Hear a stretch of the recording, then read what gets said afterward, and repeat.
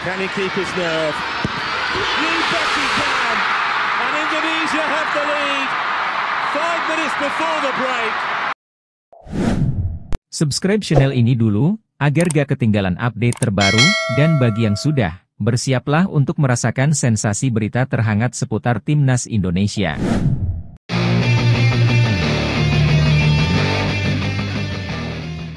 Pernyataan perang pelatih Jepang jelang laga pamungkas melawan Timnas Indonesia. Pelatih Timnas Jepang, Hajime Moriyasu, langsung mengeluarkan peringatan perang kepada Timnas Indonesia jelang matchday 3 Grup D Piala Asia 2023.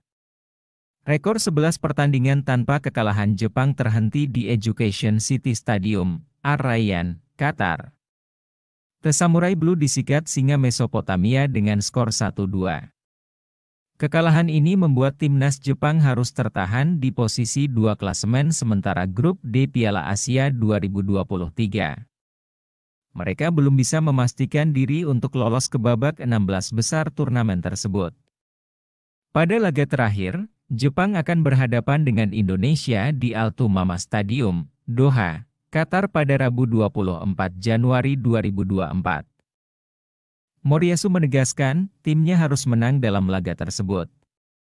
Meskipun kami tidak memenangkan pertandingan melawan Irak, kami berharap dapat menggunakan pengalaman ini di pertandingan berikutnya, lolos dari babak penyisihan grup, memenangkan kejuaraan, dan membuat orang-orang merasa senang karena kami mampu meraih hasil seperti ini, tegas Moriyasu. Pria asal Jepang itu juga ingin menunjukkan pentingnya berada di tim nasional dan pentingnya aktivitas mereka, bahkan dari segi proses.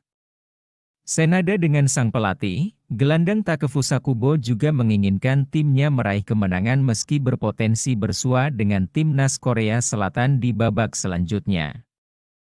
Pemain Real Sociedad itu menegaskan Jepang tak boleh lengah dengan kekuatan timnas Indonesia.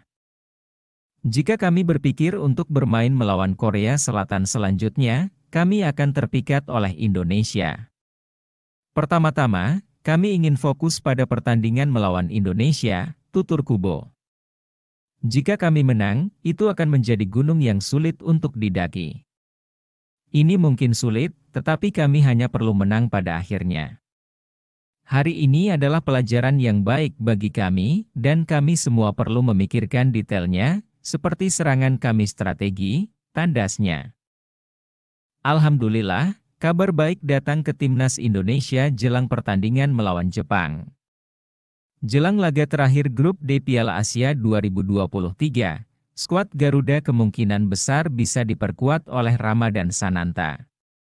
Striker Persis Solo itu sebelumnya sudah absen dalam 2 pertandingan Timnas Indonesia melawan Irak dan Vietnam dikarenakan ia mengalami masalah kebugaran. Pelatih Timnas Indonesia, Shin Tae-yong, mungkin menilai Ramadan Sananta belum siap untuk bertanding. Alhasil dalam 2 pertandingan itu, Shin Tae-yong baru menurunkan Dimas Drajat, Rafael Struijk, dan Hoki Caraka. Ada satu striker Timnas Indonesia yang juga belum debut di Piala Asia 2023 yakni Dendi Sulistiawan. Striker Bayangkara FC itu tidak mengalami cedera. Hanya saja Shin Tae-yong tidak mendaftarkan namanya karena masalah teknis. Asisten pelatih Timnas Indonesia, Nova Arianto buka suara soal kabar Sananta, namun, Nova tidak bisa menjawab lebih detail terkait Dendi Sulistiawan. Ramadan Sananta mengalami masalah kebugaran, kalau untuk Dendi Sulistiawan, hanya Coach Shin Tae-yong yang bisa menjawabnya, kata Nova Arianto. Kini kondisi kebugaran Ramadan Sananta terus dipantau tim medis Timnas Indonesia. Keputusan Ramadan Sananta bisa bermain atau tidak bukan dari Shin Tae-yong. Kondisinya semakin membaik, saat ini terus dalam pemantauan dari tim medis, jelas Nova. Ramadan Sananta bisa mengisi lini depan skuad Garuda untuk menghadapi Jepang. Namun, Nova Arianto belum bisa memastikan apakah Ramadan Sananta masuk ke dalam daftar susunan pemain atau tidak. Entah mimpi apa semalam, netizen Malaysia tiba-tiba puji Timnas Indonesia. Menyusul kekalahan yang dialami timnas Malaysia pada Piala Asia 2023, netizen negeri jiran memberi apresiasi positif pada timnas Indonesia. Pupus sudah harapan Malaysia tampil untuk pertama kali di fase gugur Piala Asia. Hal itu dipastikan usai anak asuh Kim Pan-gon dikalahkan Bahrain.